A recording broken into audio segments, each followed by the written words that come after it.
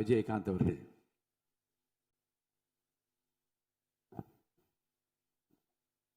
சட்டப்பேரவை தலைவர் அவர்களே, முதலமைச்சர் அவர்களே, எதிர்கட்சி தலைவர் அவர்களே, இந்த அவையிலே வீற்றிருக்கும் அனைத்து சட்டமன்ற உறுப்பினர்களுக்கும் முதல் கண் வணக்கத்தை தெரிவித்துக் கொள்கிறேன். இன்றைக்கு சட்டப்பேரவையிலே பேசப்பட்ட இந்த தீர்மானம் ஒட்டுமொத்த தமிழக மக்களின் வாழ்வாதாரத்தைக்கும் மிக முக்கியமான ஒரு தீர்மானம். எனவே இதை யாரும் மறுக்கப் போவதும் இல்லை, ஏற்காமல் விடப் போவதும் இல்லை. தமிழ்நாட்டிற்காகவும் தமிழக மக்களின் அத்தனை உரிமைக்காகவும் ஒட்டுமொத்த தமிழகமும் ஒன்றாக தான் இருக்க போகிறோம், அதற்காக போராட போகிறோம்.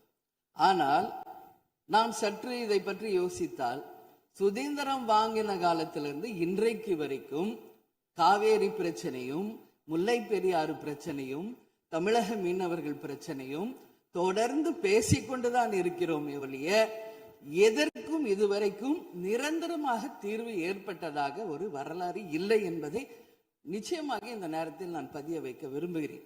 இதற்கு எந்த குறிப்புகளோ படிக்க வேண்டிய அவசியம் இல்லை. இது உணர்வு, நம் மனதிலே ஆழமாக இருக்கும் நம் உணர்வை பதிய வைக்க வேண்டிய இடம் இந்த சட்டமன்றம்.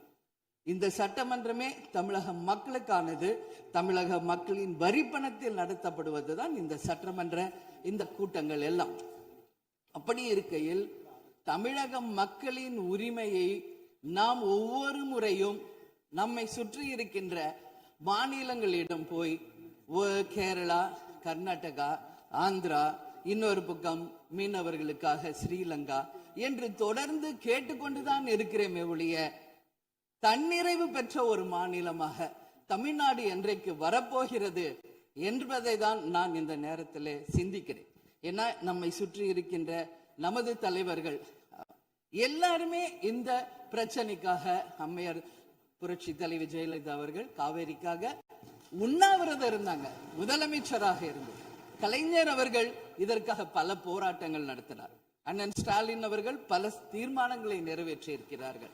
அது மட்டும் இல்லை, இதுவரைக்கும் முதல்வராக இருந்த அத்தனை பேருமே இதற்காக நாம பேசியிருக்கிறோம், போராடுகிறோம், சட்ட ரீதியாக நாம் அதற்கான தீர்வுகளை காண்கிறோம். அது மட்டும் இல்லை, காவிரி மேலாண்மை ஆணையம் ஒரு தீர்ப்பு சொல்றாங்க, உச்ச நீதிமன்றம் ஒரு தீர்ப்பு சொல்றாங்க. எதுவும் பேசியும் இதுவரைக்கும் தீர்வு இல்லை. இப்பொழுது முதல்வராக பதவியேற்றிருக்கும் சிவகுமார் அவர்கள் சொல்றாரு, நாங்க பேச தயாராக இருக்கிறோம் என்று. நமது முதல்வரும் சிவகுமார் அவர்களும், நான் என்ன சொல்றேன், இது எல்லாரும் மக்களுடைய, இப்போ இந்த அவை இது முக்கியமான சட்டமன்றம். இங்க வந்தவொன்னு எல்லாருக்கும் என்ன கொடுக்கறாங்க? தண்ணி தான் கொடுக்கறாங்க. அப்போ ஒவ்வொரு மனிதருக்கும் தண்ணி தான் முக்கியம். இன்னைக்கு காவேரி தாயின்னு தான் நம்ம சொல்றோம். ஒரு தாயின் ஒரு குழந்தைக்கும் எப்படி தாய்ப்பால் இன்றியமையாதோ அது பாருங்க, அத்தனை பேரும், அது விவசாயிகளா இருக்கட்டும், குடிமக்களாக இருக்கட்டும், இங்கு மிக முக்கியமானது குடிதண்ணீர். நீரின்றி அமையாது இவ்வுலகு.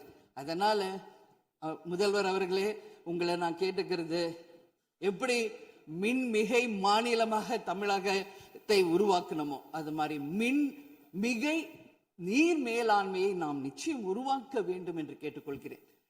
மழை நமக்கு ஒரு கொடை, கடவுள் கொடுத்தது.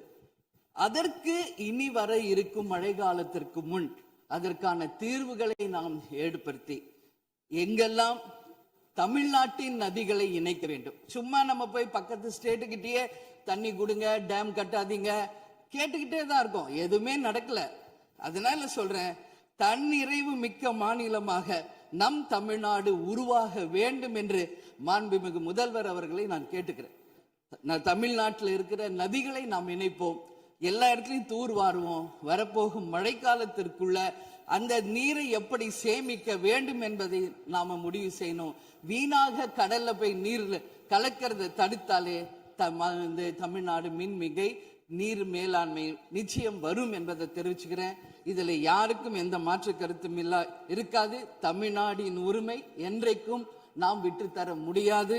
முன்னொரு காலம் புரட்சி கலைஞர் கேப்டன் எதிர்கட்சி தலைவராக இருந்தபோது தமிழகத்தின் பிரச்சனைக்காக அனைத்து கட்சியும் ஒன்று திரட்டி டெல்லிக்கு சென்று பிரதமரை சந்தித்து தமிழக மக்கள் சார்பாக கோரிக்கை வைத்தார். அதுபோல் தேவைப்பட்டால் அனைத்து கட்சியையும் நீங்கள் ஒன்றாக அழைத்து சென்று தமிழக மக்களின் உரிமையை நிலையாக உறுதியாக நீங்கள் நிலைநாட்ட வேண்டும் என்பதை நான் கேட்டுக்கொள்கிறேன்.